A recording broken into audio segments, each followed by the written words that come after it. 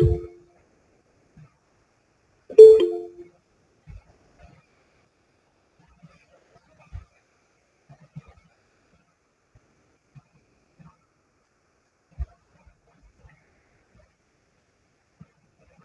voyez l'écran? Bonjour, vous voyez l'écran? Oui, madame. Merci. Donc, toujours dans le chapitre allocation.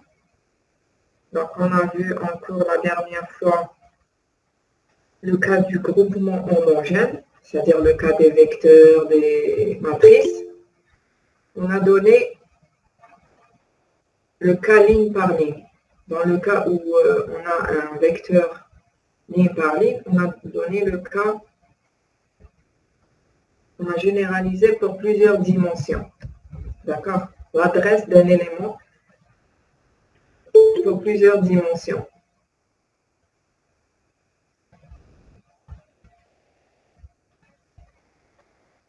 On a trouvé cette adresse. Donc, on a donné d'abord l'adresse. On a essayé d'écrire cette formule. Et on a trouvé que c'est une addition entre une partie constante. Donc, ça, c'est une partie constante parce que ça dépend des dk et uj qui sont fixes pour n'importe quel élément. Et ça dépend de ij. Le ij, c'est une partie variable. Donc, une partie variable, c'est ça, qui dépend de I indice J, et une partie constante, c'est U indice J, fois le produit des dk. D'accord? On avait parlé du vecteur de renseignement, donc qui contient les informations sur le tableau. Donc ça, c'est le premier type du vecteur. Ça, c'est un autre type du vecteur, là où il n'y a pas les L1, les LI. D'accord? Il y a aussi l'adresse de base constant path dans un vecteur de renseignement. Donc, on a dit que si c'est dynamique, on doit générer un code qui permet de calculer UI, LI. On a donné le code qui permet de récupérer UI, LI et de calculer à la fin la taille, c'est-à-dire le nombre de cellules mémoire nécessaires. Parce qu'ici, la taille, comment on a calculé la taille, c'est le produit des DI, c'est-à-dire le nombre d'éléments qu'on a multiplié par la taille d'un élément. Et on a aussi calculé la constant path. D'accord? Pour pouvoir allouer les éléments du tableau, parce qu'ici, c'est dans le cas dynamique. Donc maintenant, dans le cas colonne par colonne, donc l'adresse d'un élément colonne par colonne, donc je vais utiliser un tableau blanc.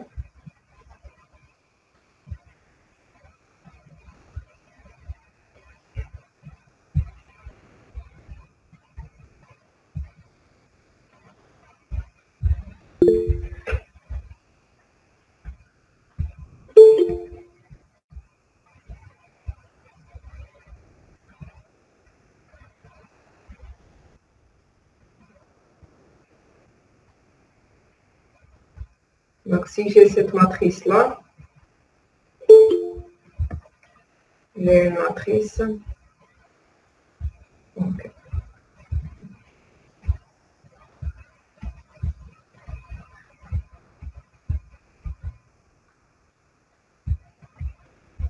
Trois colonnes, trois lignes. D'accord? Je veux calculer l'adresse d'un certain élément si les éléments sont organisés en mémoire colonne par colonne. C'est-à-dire le premier élément en mémoire, c'est celui-là.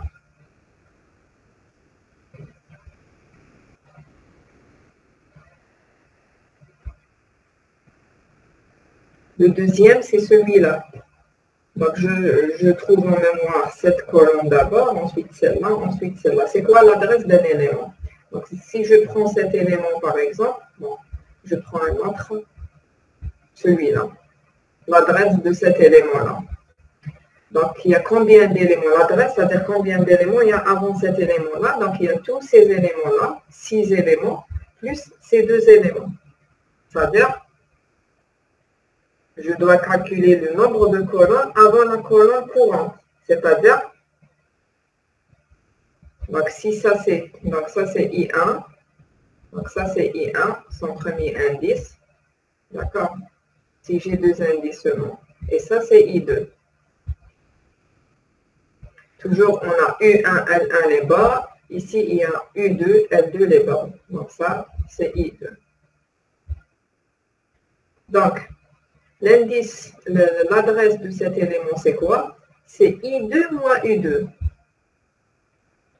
Donc, I2 moins U2, c'est pour calculer les deux colonnes. D'accord?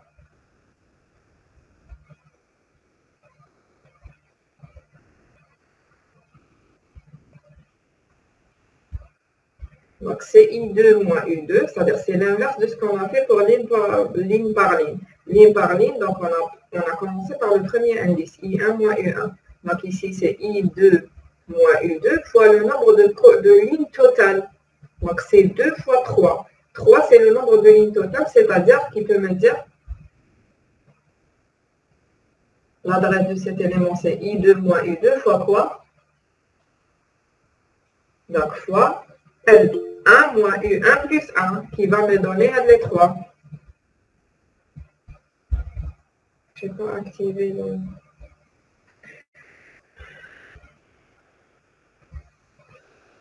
Donc, c'est I2 moins U2 fois I1 fois L1 moins U1 plus 1, ça va me donner ces 6 éléments.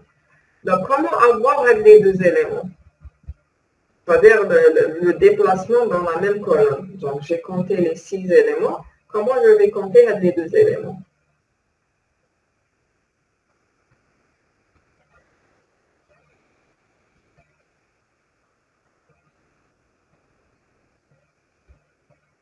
Je regarde dans le chat.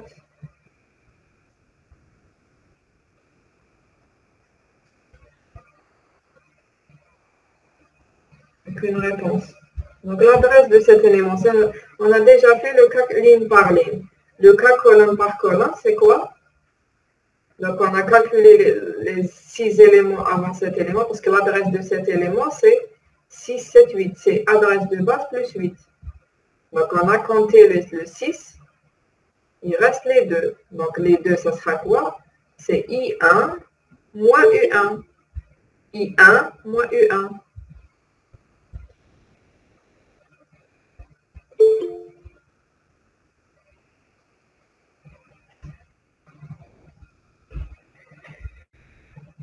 Donc, pour colonne par colonne, pour 2 dimensions, pour le cas de 2 dimensions, on a ça. Donc, dans le cas colonne par colonne, on a commencé par I1 fois U1. Donc, ici, c'est I2, c'est le deuxième indice. Donc, I2 moins U2 fois L1 moins U1 plus 1, plus le I1 moins U1. D'accord?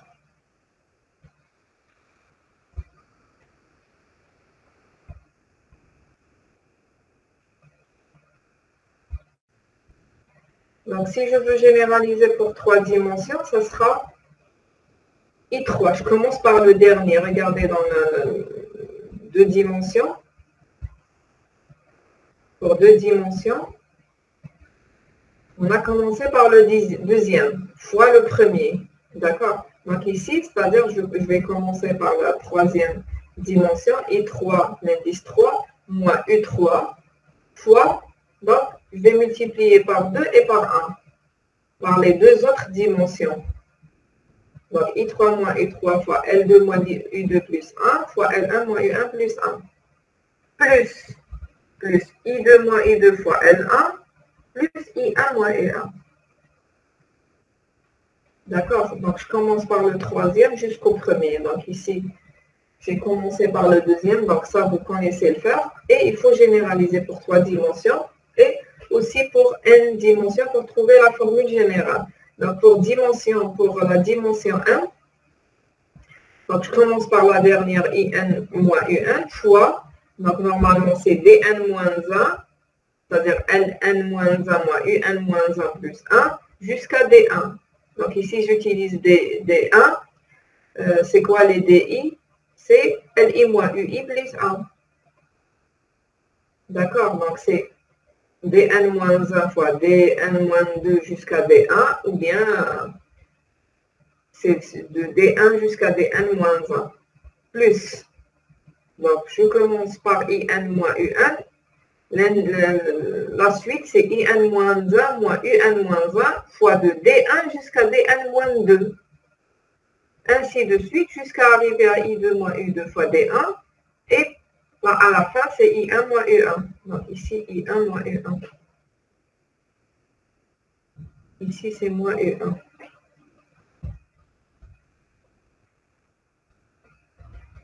Donc ça, c'est pour généraliser à plusieurs dimensions. Je peux l'écrire aussi d'une manière d'avoir une partie constante et partie variable.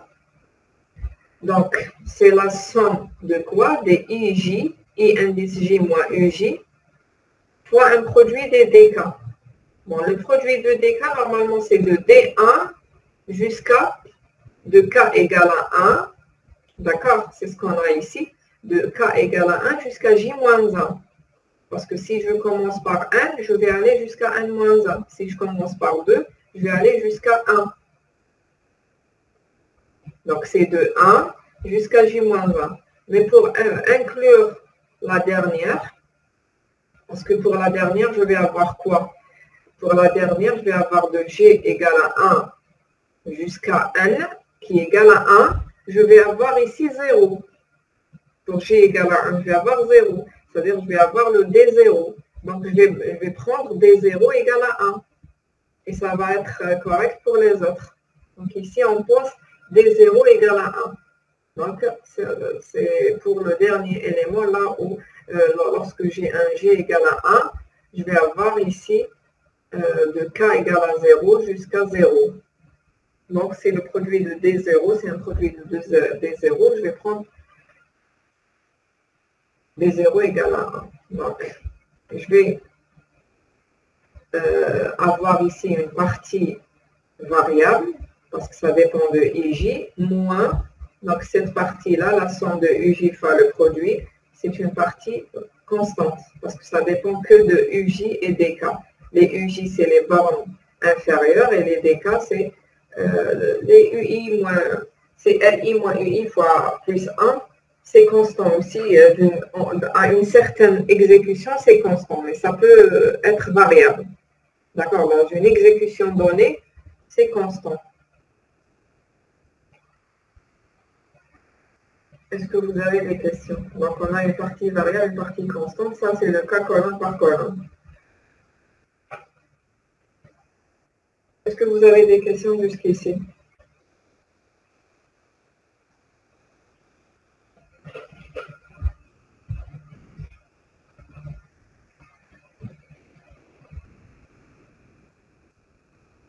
Aucune question. Donc, si vous n'avez pas de questions sur... je reste toujours dans le cas du groupement homogène. Donc, il y a le cas des tableaux creux. Qui peut me dire c'est quoi un tableau creux? Donc, on a vu le cas ligne par ligne, colonne par colonne. Il y a d'autres représentations.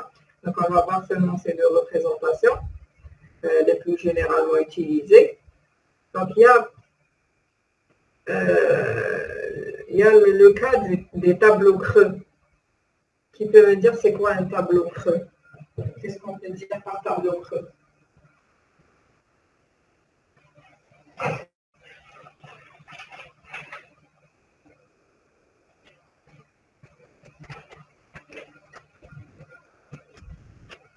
Vous ne savez pas ce que c'est?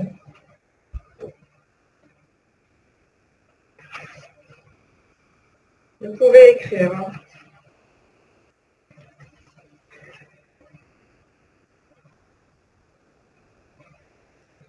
Donc, un tableau creux, c'est un tableau qui a plusieurs zéros. D'accord?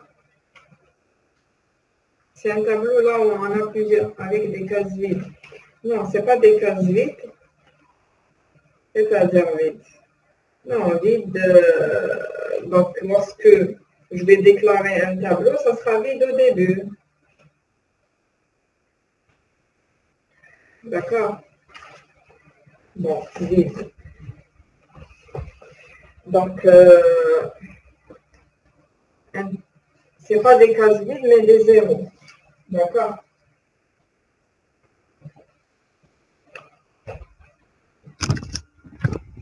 vous donne un exemple ici dans le tableau blanc. Donc, je prends cette matrice-là. Donc, 0. X, ça veut dire un élément qui est différent de 0. D'accord? Donc, si je prends cette matrice-là, je vais dire que c'est une matrice creuse, ou bien un vecteur creux. Qu'est-ce que ça veut dire? Ça veut dire que c'est une matrice qui a plusieurs zéros. D'accord? Et dans ce cas-là, qu'est-ce que je vais faire? Je vais représenter en mémoire que les éléments qui sont non nuls. Je ne vais pas représenter toute la matrice en mémoire. D'accord? Donc, il y a plusieurs méthodes. Donc, on va voir deux méthodes. Il y a la méthode vecteur des bits, utiliser les vecteurs de bits. Il y a l'autre méthode, c'est le hachage. D'accord? Donc, le vecteur de bits, qu'est-ce que je vais faire? Je vais sauvegarder en mémoire que les éléments non nuls, c'est-à-dire les trois éléments X. Donc, premier. Donc, c'est le vecteur de données. Deuxième. Troisième. Donc, ça, c'est le vecteur de données. Je ne vais pas retrouver en mémoire cette matrice. Donc, et je vais retrouver un autre vecteur de bits parce que en réalité, celui qui va utiliser le programmeur ne sait pas, n'a pas à connaître ces deux vecteurs. D'accord? Donc, celui qui est en train, celui qui a écrit le programme et utilisé une matrice MIG, donc doit à un certain moment retrouver, s'il veut afficher l'élément M3, 2 par exemple, il faut lui afficher le X là. Mais comment récupérer? C'est ça le problème. Comment récupérer le X? Sinon, je n'aurai pas besoin de cette matrice bit, bien vecteur bit. Le vecteur bit, bon, je vais aller doucement. Donc, le vecteur bit d'abord, c'est quoi? Ça va contenir, c'est la taille du vecteur bit, c'est la taille de la matrice. Donc, on a une matrice 3 x 3, donc c'est-à-dire on a ici 9 éléments. 1, 2, 3, 4, 5, 6, 7, 8 et 9. Donc, qu'est-ce que je vais mettre? Donc, ça, c'est le vecteur bit. Qu'est-ce que je vais mettre dans le vecteur de bit? Je vais mettre des bits à 0 et des bits de 1. D'accord? Je vais mettre des bits de 0 et des bits de 1. Donc, lorsque l'élément est nul, je vais mettre 0. Lorsqu'il est différent de 0, donc ici, on va prendre le cas ligne par ligne. Donc, lorsqu'il est différent de 0, je vais mettre 1. Donc, 0. Donc, j'ai 3 0. 3 0. Donc, ça, c'est le premier, deuxième, troisième. Ensuite, j'ai un 1. 1 0. 1 0. D'accord? Donc, au lieu de retrouver en mémoire cette matrice-là, je vais retrouver le vecteur de données et le vecteur de bits. Donc, le problème qui se pose ici, c'est que comment récupérer, par exemple, je veux récupérer cet élément-là. Qu'est-ce que je vais faire? Je veux voir l'élément 2, 2. Comment je peux le voir? Est-ce que c'est un 0 ou c'est pas un 0? À un moment donné, je dois savoir. Donc, ça, c'est la matrice M. Je veux afficher mon élément M 2, 3 par exemple. 2, 3 à un moment donné. Le programmeur va afficher ça. Il n'a pas à connaître ces deux vecteurs. C'est le compilateur qui va créer les deux vecteurs et le compilateur à un moment donné, à partir de ça, à partir de M23 et de ce vecteur initial, il peut connaître l'adresse, c'est-à-dire là où on doit retrouver M23, ici, si c'est différent de 0, ou bien si c'est 0, on va dire son adresse est nulle et sa valeur c'est 0. Donc, qu'est-ce qu'on va faire ici pour retrouver notre élément? Tu peux me dire.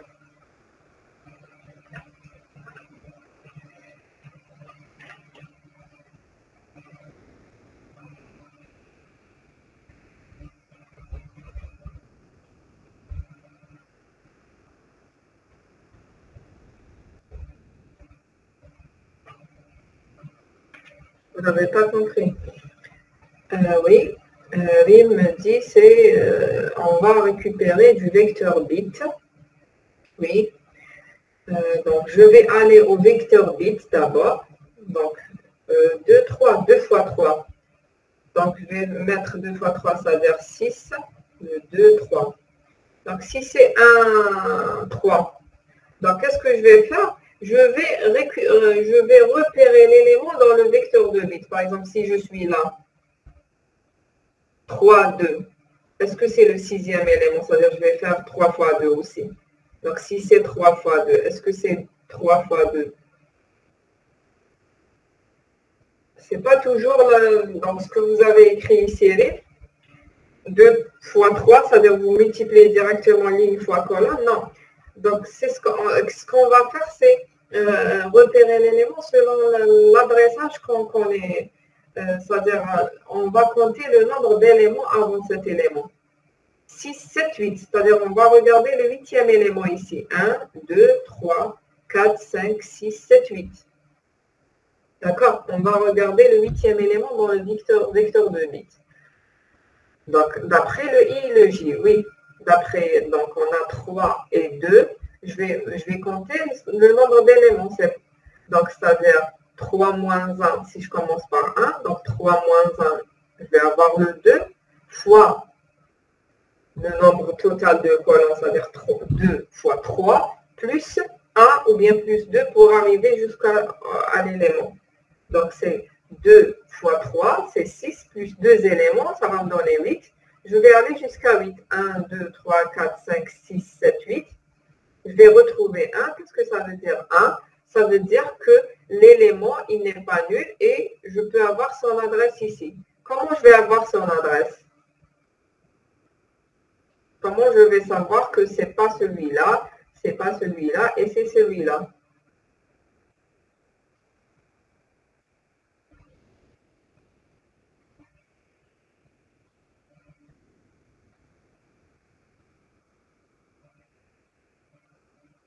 Qui peut me répondre? C'est très facile.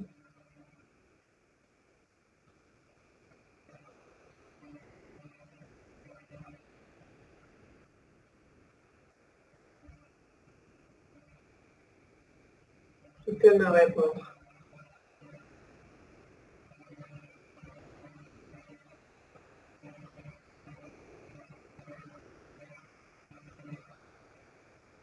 Donc, Hamaz me dit, on utilise la formule devant pour calculer l'indice.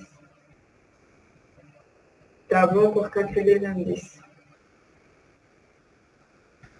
C'est une question, Hamaz.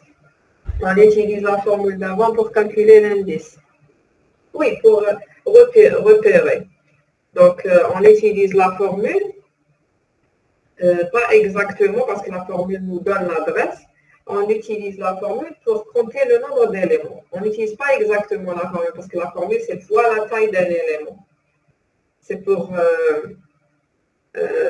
la formule, ça va nous aider pour savoir le nombre de cases mémoire à allouer. Donc ici, on compte le nombre d'éléments d'avant pour repérer l'élément. Et on compte avec l'élément lui-même. Parce que si je vais mettre, parce que l'adresse de cet élément, c'est 6, 7, c'est adresse de base plus 7, fois la taille d'un élément, plus 7. Donc ici, je dois compter l'élément plus 8. Parce que 1, 2, 3, 4, 5, 6, 7. Si je vais compter 7 seulement, ça veut dire que je vais m'arrêter là et ça sera un 0. Je vais aller jusqu'à 8. Ou bien, donc si vous pouvez commencer par 0 ici pour arriver à 1. De toute façon, on va écrire cet algorithme en TD. On va écrire cet algorithme. L'algorithme, c'est de récupérer, si vous avez une matrice et utiliser un vecteur de bits, donner l'adresse. Donc ici, on ne va pas donner l'adresse. C'est pour expliquer la méthode. La méthode, on utilise deux vecteurs, un vecteur de bits, un vecteur de données. D'accord? Donc, la question, c'est quoi? Donc, c'est bon, on a repéré le X. Comment j'ai repéré mon élément? C'est dans le vecteur de bits. 1, 2, 3, 4, 5, 6, 7. Donc, j'ai retrouvé ici 1. Comment retrouver l'élément dans le tableau, la valeur de l'élément? Ici, je sais que ce n'est pas nul. Donc, si on trouve que l'élément est nul, par exemple ici, ce n'est pas la peine de rechercher. Ça veut dire là, son adresse est nulle. Il n'y est plus en mémoire. Et sa valeur, c'est 0, puisque son adresse est nulle. Mais ici, si je trouve que c'est 1, donc il faut avoir son adresse pour récupérer. C'est quoi son adresse? Nombre de 1 avant, très bien. Nombre de 1 avant dans la matrice bit. Matrice bit. Oui. Donc, je suis là. Je vais utiliser une boucle pour calculer le nombre de 1 ici. 1, il y a 1, 2, 3. Donc, il y a 3, 1. Donc, c'est le troisième élément dans le tableau de données. Donc, si je suis là, il y a 2, 1. Donc, c'est le deuxième élément non nul. Donc, si je suis là, je vais compter le nombre de 1 jusque-là. Donc, c'est le premier 1. D'accord? Je compte le nombre de 1. Je vais utiliser un compteur, donc, il y a plusieurs méthodes pour compter le nombre de 1. Donc, je ne compte pas le nombre de 1 dans toute la matrice bit, mais le nombre de 1 jusqu'à l'élément repéré. Par exemple, ici, jusqu'ici, il y en a 3, donc c'est le troisième élément. Très bien. Donc, ça, c'est on va écrire cet algorithme en TD. Vous allez l'écrire, c'est algorithmique. Donc, ça, c'est la première méthode, c'est la méthode vecteur de bits. Donc, représentation des tableaux creux. Donc, on représente en mémoire que les éléments non nuls. Bon, il y a le cas où le tableau a une symétrie. Donc, ici, notre tableau n'est pas symétrique. Bon. Dans le cas où notre tableau, il est symétrique. Symétrique, c'est-à-dire, par exemple, il y a une moitié, toute la moitié c'est des zéros, et une autre moitié, c'est pas des zéros. Ou bien, je prends comme ça la diagonale. Donc, tout ça, c'est des X, c'est des éléments non nuls, et ça, c'est des éléments nuls dans une matrice. D'accord? Ou bien, la première moitié en haut, c'est des X, et c'est des zéros. Donc, ces cas-là, c'est une matrice qui est symétrique. Donc, dans ce cas-là, qu'est-ce que je vais faire? Je ne vais pas utiliser la méthode de bit. D'accord? Je ne vais pas utiliser une méthode de bit, mais je peux concevoir un mécanisme d'adressage. C'est-à-dire, je peux dire que de là à là, si mon élément appartient, son i, son indice appartient de 1 à la moitié et sa colonne de 1 à la fin, je vais écrire son adresse. On va écrire son adresse. Donc, même ici, on va dire le i allant de quelque chose à quelque chose, le j allant de quelque chose à quelque chose. On va voir des exemples en TD, pardon. D'accord? On peut concevoir, on peut ne pas utiliser la matrice de bits. Donc, tout à l'heure, je m'attendais à une question. Donc, ça, c'est le cas de matrice creuse. Donc, je vais revenir à la question. Donc, une matrice creuse, une matrice qui est symétrique, par exemple la matrice triangulaire. Donc, ça, c'est une matrice triangulaire. Ça. Donc, dans ce cas-là, qu'est-ce qu'on va avoir? On peut définir une fonction spécifique. On peut écrire cette fonction spécifique d'accès à ce tableau. D'accord? On doit construire une fonction d'adresse. On va voir un exemple en TD. Par contre, s'il y a un tableau creux non symétrique, on peut utiliser l'une des deux techniques. Donc, la deuxième technique, la première technique, on n'a pas encore vu. La deuxième technique, description de l'absence ou présence d'éléments dans un tableau par un vecteur associé, un vecteur de bits, présence ou absence. Donc, présence avec un 1, absence avec un 0. C'est le vecteur de bits. Donc, ce vecteur est considéré comme une suite de bits. Un bit à 1 spécifiant l'élément associé présent. D'accord? Donc ça, c'est la deuxième méthode. Et la première méthode, donc c'est clair, je répète. Donc pour les tableaux creux, donc si le tableau est symétrique, donc on va définir une fonction d'adressage. D'accord? Donc la fonction d'adressage, donc ici on a défini une fonction d'adresse pour colonne par colonne. Donc pour le tableau creux aussi, on va définir une fonction d'adressage pour le cas de la matrice considérée. Donc, dans le cas où ce n'est pas symétrique, on est obligé d'utiliser l'une des deux méthodes, la méthode des bits, vecteurs de bits, ou bien la méthode de hashcoding. Donc, la méthode des vecteurs de bits, je m'attendais à une question. Donc, si j'ai une matrice de bits, un vecteur de bits, pardon, et un vecteur de données, est-ce que, donc pourquoi on utilise ces deux vecteurs? Pourquoi? C'est dans quel but je n'ai pas utilisé ma matrice? Qui peut me dire pourquoi je n'ai pas utilisé ma matrice d'origine et j'ai utilisé les deux bits, les deux vecteurs, pardon. Qui peut me dire? Au lieu de sauvegarder en mémoire toute la matrice, je sauvegarde en mémoire ces deux vecteurs. Pourquoi? Et le vecteur, ce vecteur-là, ce premier vecteur, c'est le nombre de bits. Le nombre de cas, c'est le même nombre que la matrice initiale. N'est-ce pas? Dans quel but je n'utilise pas ma matrice, mais j'utilise les deux vecteurs? Qui peut me dire?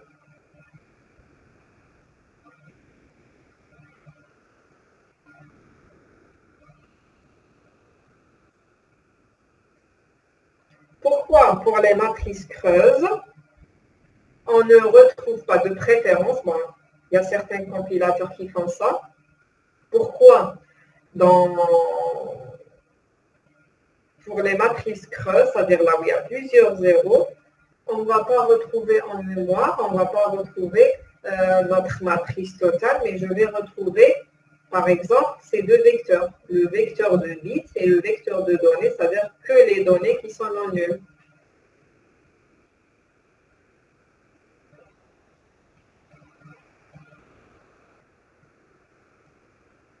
C'est juste parce que... Pourquoi? Tout simplement, c'est pour gagner de l'espace mémoire. Au lieu de représenter toute la matrice, donc avec des zéros, avec plein de zéros, je vais représenter seulement ça. Je m'attendais à la question suivante. Donc, pourquoi? Donc, ma matrice, par exemple, tout à l'heure, on avait 3 fois 3, 3 lignes, 3 colonnes, c'est-à-dire 9 éléments. C'est ce qu'on avait ici dans la matrice creuse. Donc, 3 lignes, 3 colonnes. C'est-à-dire on a 9 éléments. Donc, au lieu d'avoir toute cette matrice, je vais avoir un vecteur de 9 éléments et un autre de 3 éléments, c'est-à-dire plus. Qui peut me répondre pourquoi?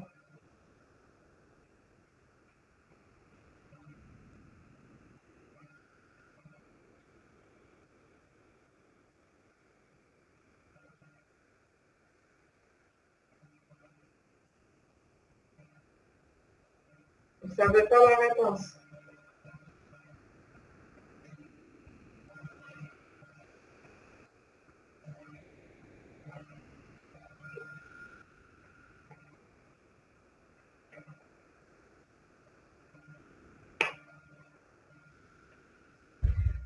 Les éléments du vecteur comparés à ceux de la matrice.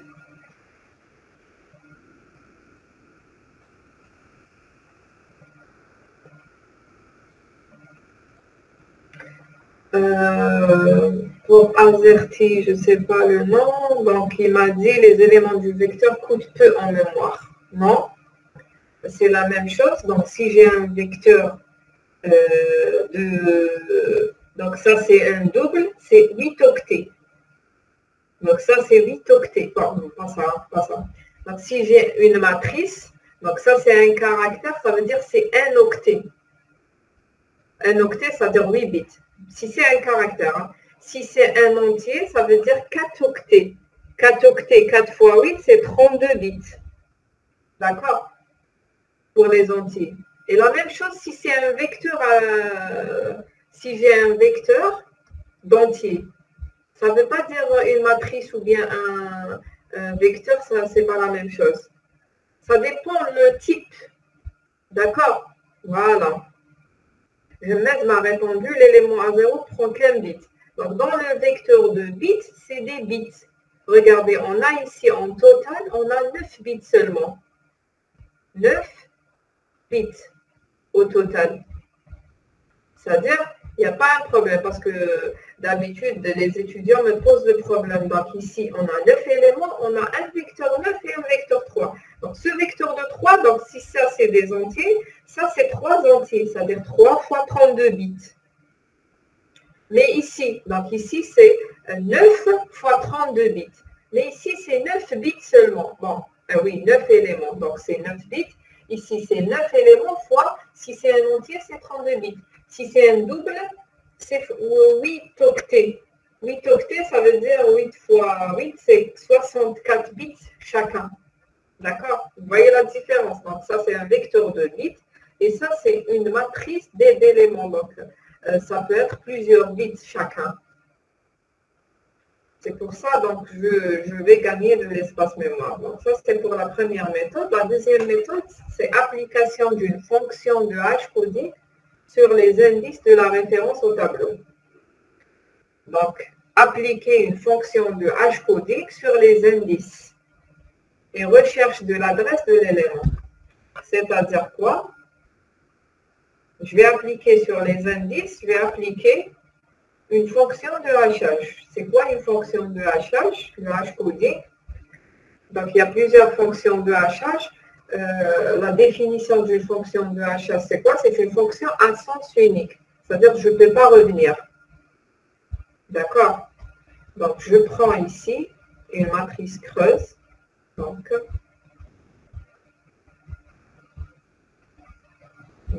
toujours le même principe.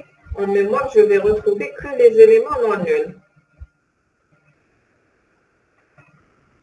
Donc, par exemple, il y a 4 éléments non nuls et 5 éléments nuls. Donc, je vais retrouver en mémoire que les 4 éléments. Je vais appliquer une fonction de hachage. Je répète, une fonction de hachage, c'est une fonction. Je lui donne une entrée, elle me donne une sortie, mais je ne peux pas revenir en arrière. Pourquoi? Parce que c'est le principe de cette fonction de hachage. Bon. Donc, le principe de la fonction de hachage, c'est qu'elle applique des opérations, rotation, décalage et tout, de telle sorte à ne pas pouvoir revenir. C'est-à-dire, donc, c'est une fonction à sens unique. Vous avez l'entrée, une entrée ici, et le résultat ici. Donc ici, c'est fonction de h. Je vais écrire h. Donc, qu'est-ce que je vais prendre en entrée? C'est l'indice de l'élément. Donc, l'indice de cet élément, c'est 1, 1 par exemple. L'indice de cet élément, c'est 1, 2. D'accord? Je vais prendre 1, 1, l'indice, et vous pouvez utiliser n'importe quelle méthode. Par exemple, ici, je vais concaténer 1, 1, je vais avoir 11. Je vais concaténer 1, 2, je vais avoir 12. C'est-à-dire, je vais appliquer, par exemple, je vais appliquer sur 12. Vous pouvez multiplier. Bon, multiplier, ce n'est pas possible. Je concatène. Donc, multiplier, je ne peux pas. Pourquoi? Parce qu'il faut avoir un nombre unique. Parce que si je prends 2, 3 et 3, 2, si je multiplie, les deux vont me donner 6. Pour cet élément, regardez, cet élément.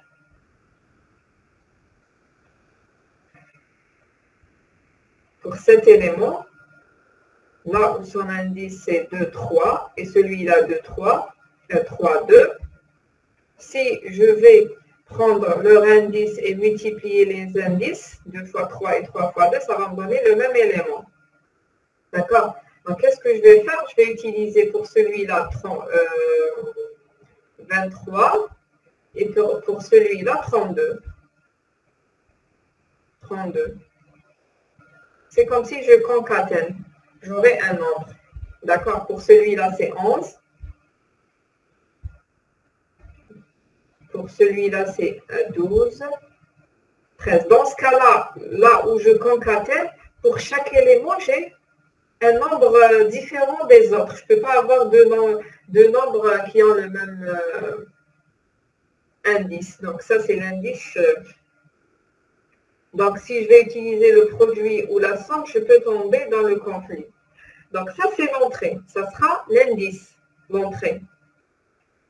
Je vais avoir une sortie quelconque, parce que la matrice, la fonction de hachage, c'est une fonction à sens unique. Donc, elle applique des opérations ici, elle va nous donner un résultat. Je ne peux pas revenir en arrière. On l'utilise dans les mots de passe, dans les bases de données, d'accord? Donc, on l'utilise généralement pour sauvegarder les mots de passe.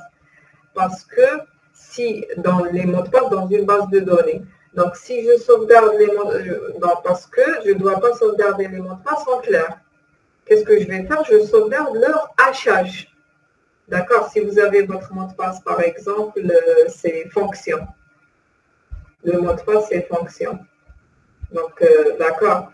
Un autre mot de passe, c'est quelque chose, c'est des mots clairs. Donc, je vais appliquer une fonction de hachage sur fonction. Je vais avoir T, par exemple, L, 5. Donc, ça, je vais l'enregistrer. Ça, ce n'est pas le mot de passe. Si la base de données est hackée, d'accord, si un pirate accède à la base de données, il va avoir le hachage seulement. Mais le hachage, ce n'est pas le mot de passe. Il ne peut pas y accéder, il ne peut pas utiliser. Le mot de passe, c'est fonction. D'accord? Mais le système pour vérifier le mot de passe, qu'est-ce qu'il va faire?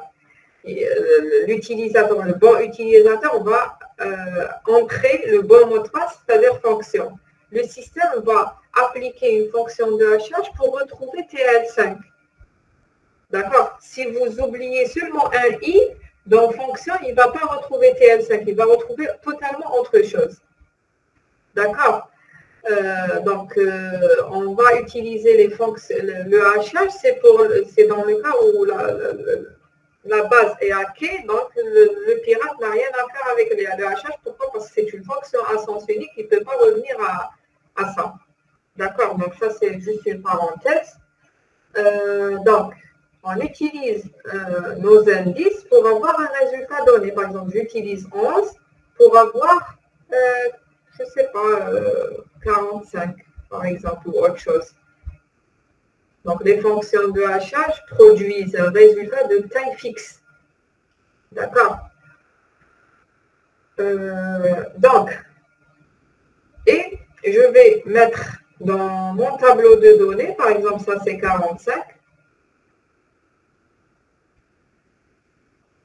Ça c'est 23. Bon, le résultat, donc ça c'est 45, 3, 4 éléments. 1, 2, 3, 4. On a 4 éléments. Donc ça 45, ça c'est 49 par exemple. Donc, je vais sauvegarder seulement les éléments non nuls. Comment je vais récupérer dans ce cas-là? Qui peut me dire comment je vais récupérer les éléments?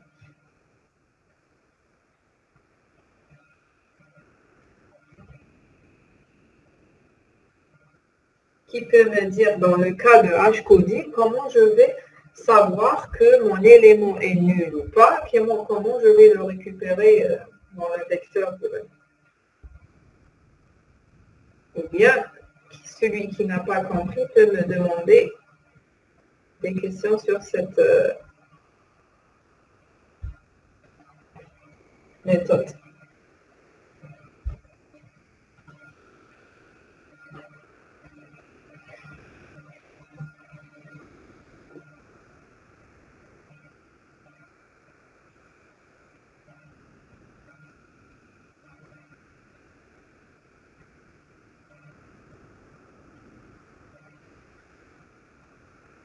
Est-ce que vous avez des questions d'abord?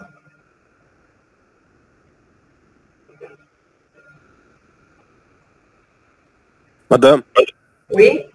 Madame, les entrées هنا في le HN, c'est هذوك le 11, 12, 13. Oui, c'est les indices. داكور تسمى باش يسيبهم يرفد زعما لا بوزيسيون يدير لها الاشين ويكومباريها مع كاين في الفيكتور.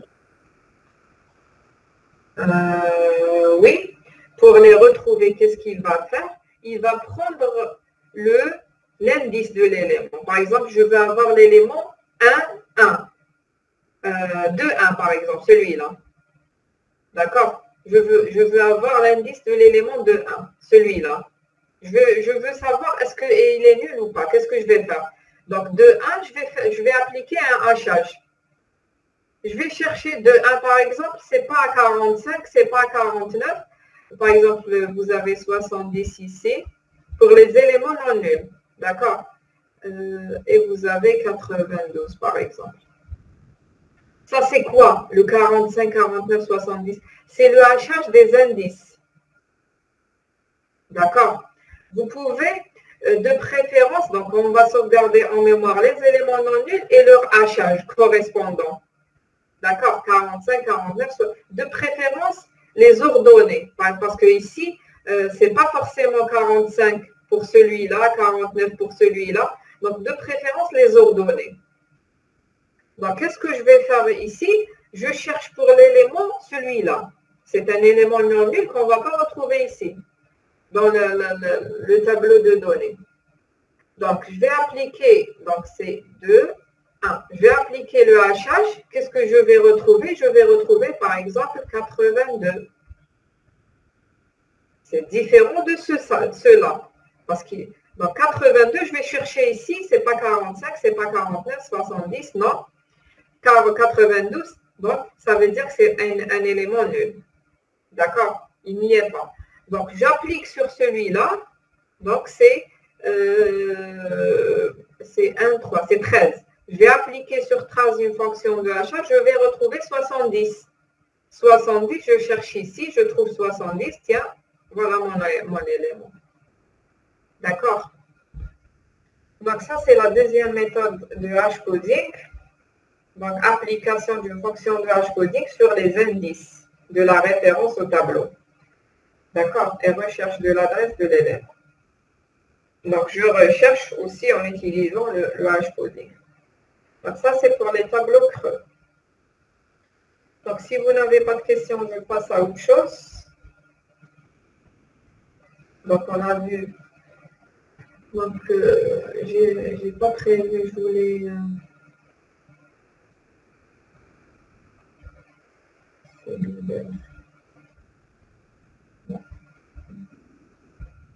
Je vais rechercher un algorithme.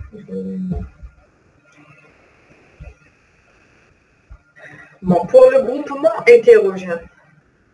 D'accord? C'est quoi un groupement hétérogène? Est-ce que vous avez des questions? Je passe. Vous avez des questions sur le groupement homogène?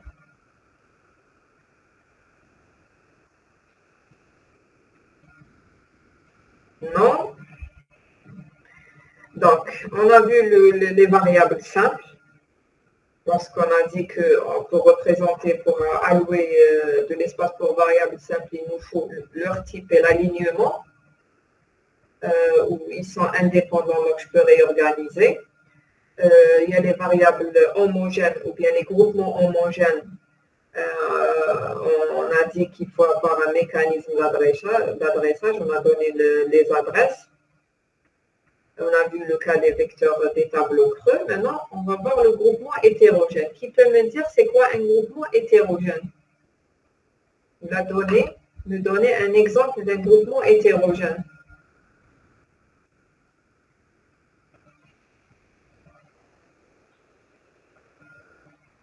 Qui peut me donner?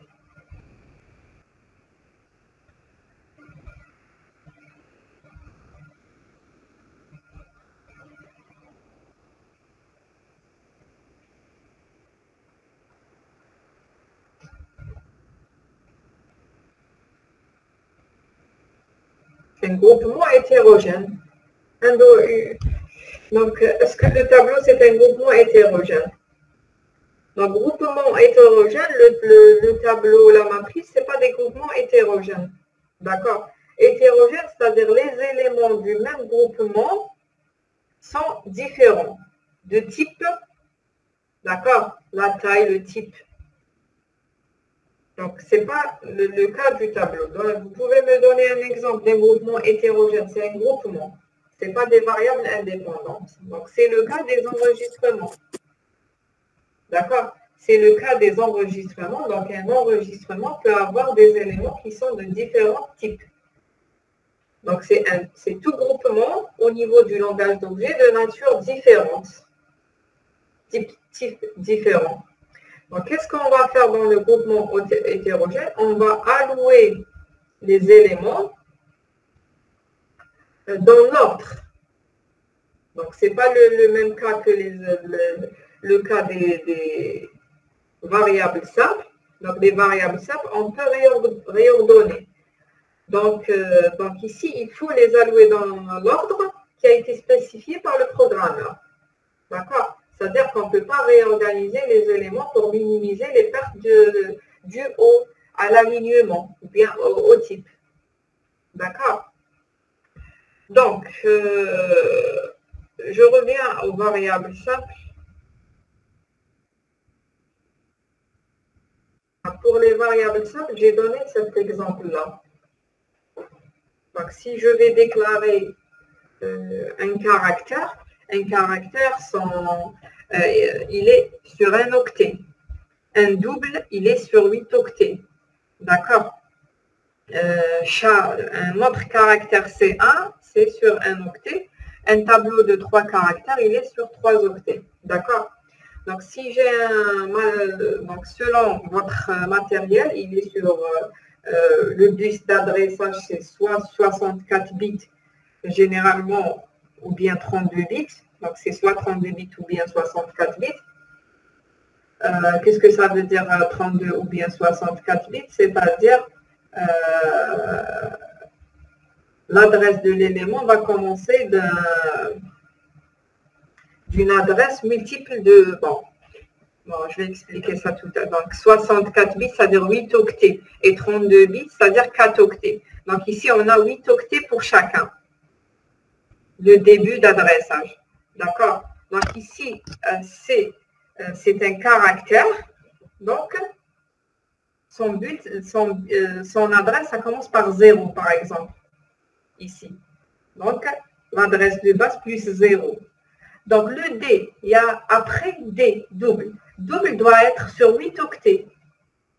8 octets, donc 64 bits, c'est-à-dire 64 bits. Donc, chacune ici, chaque case ici, c'est 64 bits. Est-ce que je peux mettre le D juste après C? Parce qu'il combien il reste ici? Donc, C prend un octet. Il reste 7 octets. D'accord? Je ne peux pas. Donc, ici, je ne peux pas allouer le D ici parce que ça va être la moitié de D ici et un octet ici. Ça va être 7 octets de D et la moitié. Donc, qu'est-ce qu'on va faire? On va allouer pour D cette adresse-là, le début. D'accord? Je ne peux pas allouer pour D 7 octets ici et un octet ici. C'est-à-dire quoi? C'est-à-dire que ces octets sont perdus. Donc, le compilateur, qu'est-ce qu'il va faire? Il va faire un bourrage, c'est-à-dire il va remplir d'un caractère spécial. Pourquoi? Parce que le D ici doit... le principe, c'est quoi? Le principe, c'est que comment dirais-je, chaque variable doit être allouée, ou bien son adresse est multiple, c'est pas ça, comment je vais dire ça, l'adresse d'une variable doit être multiple de son type ici, par exemple 8. Donc, qu'est-ce que je vais faire? Donc, l'adresse ici, c'est 0, ici, c'est 1. Donc, je ne peux pas mettre D dans 1. Il faut avoir l'adresse. Donc, ici, par exemple, 0. L'adresse suivante ici, c'est 8. Donc, D, 8, ou bien 16, ou bien x2, x3. Donc, c'est 8 octets. Je parle des octets. Donc, 0, 8, 16, 24. Donc, le D, je vais le mettre dans une adresse multiple 8. Donc, si c'est un entier, c'est multiple 4. Si c'est un entier, il est sur 4 octets. Donc, c'est un multiple de 4. Ça veut dire quoi? Si c'est un entier, j'ai un entier ici, je peux le mettre ici. Si j'ai un entier I, je peux le mettre ici. Parce que son adresse doit être multiple de 4. Donc, je peux mettre I ici, si c'est un entier. D'accord? Ou bien ici. I. Donc, ça, c'est 4. Ça, c'est 8. Ainsi de suite. Est-ce que c'est clair? Donc, ça, c'est pour les variables simples. Donc, les variables simples, je peux les mettre dans l'ordre d'apparition. Par exemple, ici, c'est C, D, C1. Donc, D, ça va occuper tous les 8 octets. Ensuite, on a C1. Après, C2. C2, c'est quoi? C'est un caractère. C'est un tableau de caractères. C'est-à-dire qu'il va occuper 3 caractères. Donc, il peut commencer d'ici. Donc, 3 caractères. Donc, c'est un caractère. Il peut être multiple de 1. Donc, c'est-à-dire il peut être ici. C2, il est sur 3. Donc, puisque c'est des variables indépendantes, je peux organiser, je peux avoir cet ordre-là, c'est-à-dire l'ordre d'apparition dans le programme, ou bien je peux les réorganiser de telle manière de perdre moins d'espace mémoire, parce que ça, c'est un espace perdu. Je peux, au lieu de commencer par double, commencer par C1, c'est-à-dire je vais avoir C, ensuite C1 qui va occuper un seul octet, ensuite C2 qui va occuper 3 octets. D'accord? Après, je vais avoir D. C'est-à-dire ici, j'ai perdu 8 octets. Ici, j'ai gagné les 8 octets. Je vais occuper seulement ici, je vais occuper 8 fois 2. Ici, je vais occuper 8 fois 3 octets. D'accord? C'est-à-dire 64 bits fois 3. Ici, 64 bits fois 2. Donc, parce que ils sont, comment dirais-je, indépendants. Dans le cas des groupements hétérogènes, je ne peux pas réorganiser. Je dois les mettre en mémoire d'accord, je vais les mettre en mémoire avec l'ordre d'apparition écrit par le programmeur. Donc, si je prends les deux structures, donc les deux structures suivantes, donc la première structure, la deuxième structure, elles contiennent les mêmes éléments. Regardez ici. Donc, je crois que c'est l'exemple que j'ai écrit tout à l'heure. Bon. Donc, C, D, I, non, ce n'est pas le même parce qu'ici, j'ai un entier. Ici, j'ai un tableau de caractères. Vous regardez dans l'autre, on a D, je commence par D, ensuite I, ensuite C2, ensuite C. D'accord? Donc, les deux structures contiennent les mêmes éléments. Donc, regardez, donc si je vais avoir, je calcule la taille totale des éléments ici et éléments ici. Donc, la taille totale, donc j'ai un caractère ici, un octet, pardon, un octet pour caractère, 8 octets pour le double, c'est-à-dire 9, 4 octets pour l'entier, 13, et 3 octets ici, c'est 16 octets chacune. D'accord? Mais combien d'octets en réalité je vais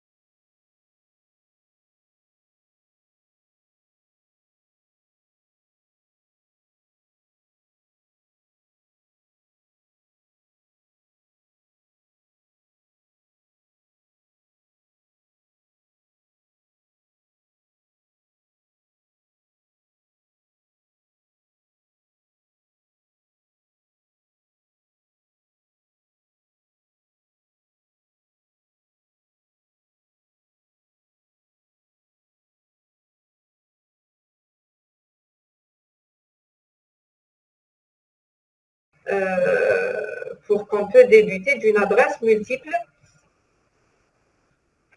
du type. D'accord? Pour atteindre, on a ici char C, d'accord? Il va compléter char pad 1, c'est-à-dire il va compléter par un caractère spécial 7.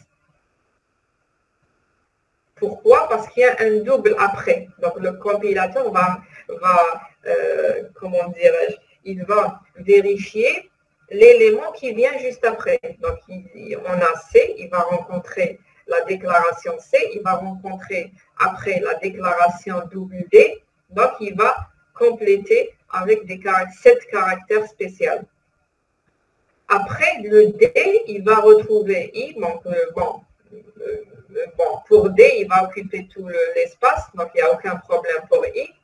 Après le I, il y a un char, un caractère. Donc ici, un char, il n'y a aucun problème parce qu'ici 4, un caractère, donc on peut le mettre n'importe où. Donc ici, c'est 1 fois 3. Donc ici, il y a 4 espaces mémoire, donc il n'y a aucun problème.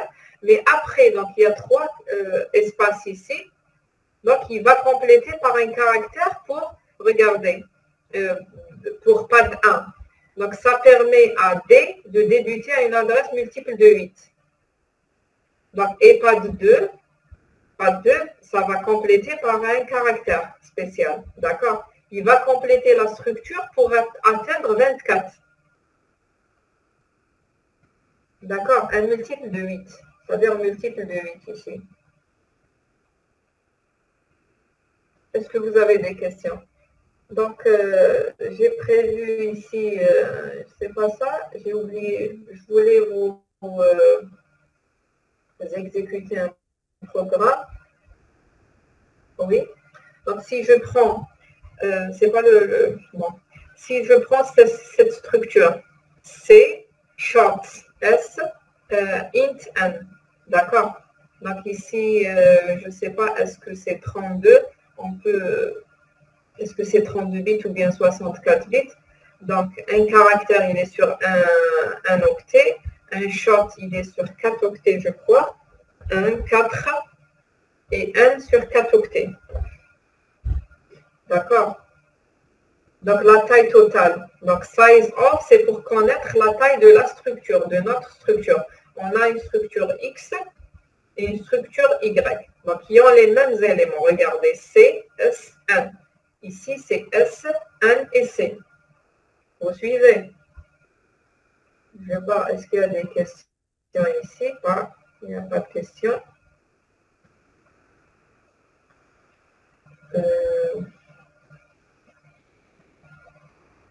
Donc, vous avez C, S, N, S, N, C. Donc, c'est les mêmes éléments qui sont réorganisés. Donc, si je veux afficher, donc j'ai déclaré de structure, je veux afficher la taille de cette structure-là et la taille de cette structure. À votre avis, ça va être quoi la taille de la structure, la première structure? Donc, C, S et N. Donc, si je prends un caractère C, après un short, c'est-à-dire 4, est-ce qu'il va être dans le même S? Donc, ici, le bus d'adressage. N, c'est un entier. Et en notre cas, je commence par S, ensuite un entier, S short, je crois short c'est... Attendez, je vais afficher la taille de l'élément. Mais je dois... Non. Donc si je vais exécuter comme ça, donc pour la structure, la première structure, on a 8. Pour la deuxième, on a 12. Donc, il peut me dire ici pourquoi pour la première, on a 8. Donc, ici, ce n'est pas 64 bits, mais c'est, comment dirais-je, c'est 32 bits. Donc la taille, c'est en nombre d'octets ici, on affiche. D'accord? En nombre d'octets. Pour short, je crois c'est 2. Double, c'est 8. Int, c'est 4. Et short, c'est 2. Donc, c'est-à-dire C. Ensuite, on a S. Et 1. C'est pour ça on a 8. 4 octets.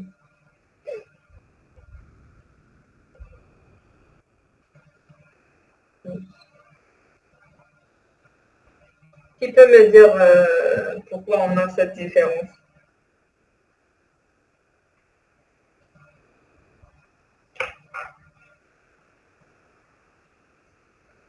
Je cherche, c'est pas l'algorithme que je cherche.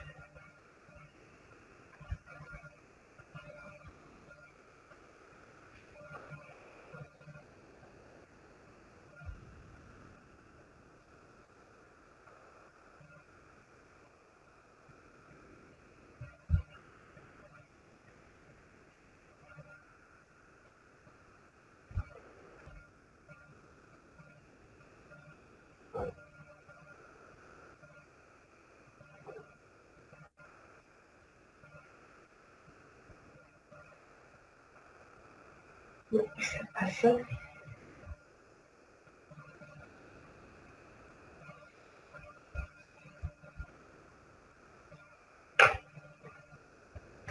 Donc, ici, pour C, il va occuper un seul caractère, un seul octet. D'accord? Donc, pour short, donc si j'ai 4 octets, donc je reviens à mon... Donc ici, j'ai 8 octets. Dans le cas où... Donc ici, j'ai un bus d'adressage de 64 bits. C'est-à-dire ici, j'ai 8 octets. Ici, j'ai 8 octets. D'accord? Je vais mettre...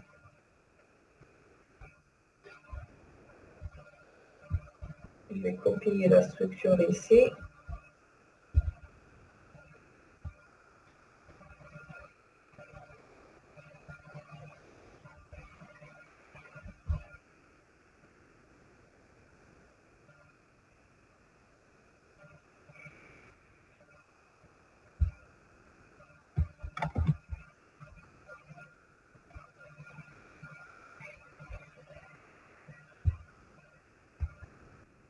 Ça, c'est la première et ça, c'est la deuxième. Ça, c'est la deuxième. Donc, pour X, on a d'abord un C, un caractère C. D'accord? Donc, ici, ce n'est pas 64 bits, mais c'est 32 bits. Dans le cas où c'est 32 bits. 32 bits qui veut dire quoi? Qui veut dire ça, c'est 4 octets seulement. Une case, c'est 4 octets. Donc, C, pour la première, donc C, c'est un octet. D'accord? Pour short S, c'est 2 octets. 2 octets, c'est-à-dire je peux allouer à partir d'une adresse multiple de 2. Donc ici, c'est plus 1. Donc, ce n'est pas possible. Je vais mettre un caractère. Donc, le compilateur va inclure un caractère spécial. Donc, je vais mettre $, par exemple. Et je vais commencer par la suite S. Il est sur 2 octets S. Donc, il y a aussi 4 octets qui sont complets. Donc, ça, c'est 2 octets pour short, un octet pour caractère. Et ça, c'est un octet, un caractère spécial parce que S doit commencer par une adresse multiple de 2. Donc, C commence par 0. Ensuite, S par 2. Ça commence par 2. Oui, c'est 0. C, c'est 0. Le caractère spécial 1. Et après, on a S sur 2 octets. D'accord. Ensuite, on a l'entier N. Il est sur 4 octets. Il va occuper tout l'espace. 4 octets. Pour la structure Y, je vais commencer par short S. D'accord? On a S. Il va occuper 2 octets. Après, on a N. Le compilateur va voir qu'on a N. N doit commencer par une adresse multiple de 4. D'accord? Ici, il y a 4 octets seulement. Donc, on ne peut pas commencer par le 2. Il faut commencer par multiple de 4. Donc, 0, 4, 8.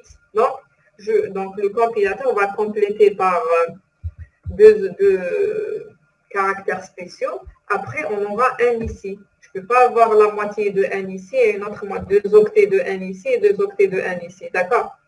Donc, n va occuper tout l'espace. Après, on aura C ici. C avec 3 autres octets spéciaux, 3 autres caractères spéciaux. C'est-à-dire pour x, on a combien de nombre? On a 4, donc ça c'est 4 octets fois 2, c'est-à-dire on a 8 octets pour la structure x, et combien ici? On a 8 octets fois 3, c'est-à-dire 24, n'est-ce pas? Oui, 32 bits, c'est-à-dire 8 octets fois 3, 24, et ici on a 4 fois 2, c'est 8, pardon, et ici 4 fois 3, c'est 12, donc 8 et 12.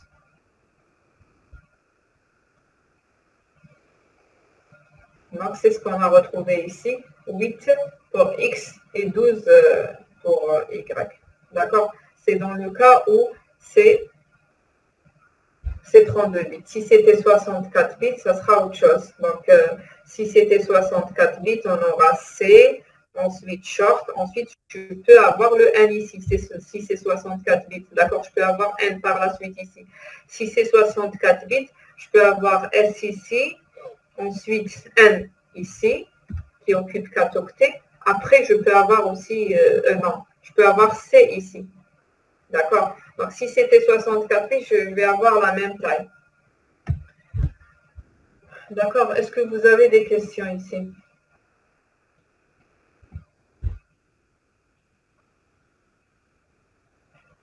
Donc, si vous n'avez pas de questions, donc c'est tout ce qu'on a dans le chapitre allocation. Donc, à la fin seulement, donc, il y a la partie substitution. Donc, il n'y a rien à dire dans la partie substitution. Il n'y a pas des règles ou des fonctions. Donc, juste l'objet de la substitution, c'est quoi? C'est de remplacer dans les instructions ou bien la forme intermédiaire chaque occurrence d'un objet par son adresse. Donc, si vous avez la forme intermédiaire, par exemple A, B+, A plus B, c'est-à-dire vous aurez A, B+, vous remplacez A par son adresse, B par son adresse. Si vous avez un tableau, vous remplacez par la fonction de son adressage dans la forme intermédiaire. Donc, chaque occurrence d'un objet, on remplace par son adresse ou le mécanisme de son adresse. D'accord? C'est-à-dire ici, si je reviens à ce schéma-là, bien exactement celui-là, la partie substitution, elle va utiliser le dictionnaire alloué. C'est quoi le dictionnaire alloué? C'est la table de symboles avec les adresses. Donc, dans la table de symboles, on a les éléments. Après l'allocation, on a les adresses aussi. Une case là où il y a les adresses des éléments. D'accord? Donc, la substitution utilise le dictionnaire ou bien les adresses et le code intermédiaire. Elle va remplacer chaque élément, chaque objet par son adresse et on aura un pseudocode qui va être utilisé par la suite pour produire le code objet qui est compris par la machine. D'accord? Donc, si vous n'avez pas de questions, je vais m'arrêter là. Donc, est-ce que vous avez des questions jusqu'ici?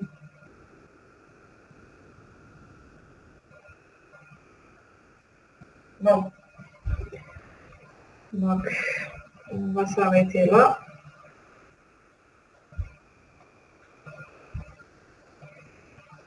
Donc, l'après-midi à 13 h. Donc, on aura à 13 h. Oui, je vais vous envoyer le cours en PDF, cours allocation bien sûr. Il me demande le cours. Alberti me dit 1 plus 2 plus le bourrage plus 4 pour X. 2 plus bourrage plus 4 plus 1 bourrage. Je ne sais pas donc si c'est... Oui, vous n'avez pas encore malheureusement chargé TPI. Je ne sais pas qu'est-ce qu'on doit faire. Donc, je voulais faire en ligne. Il y a une personne qui voulait le faire en ligne, mais l'administration n'a pas permis. Donc, on attend toujours pour avoir chargé le TP. D'accord, donc on se rencontre l'après-midi à 13 h pour faire le TD.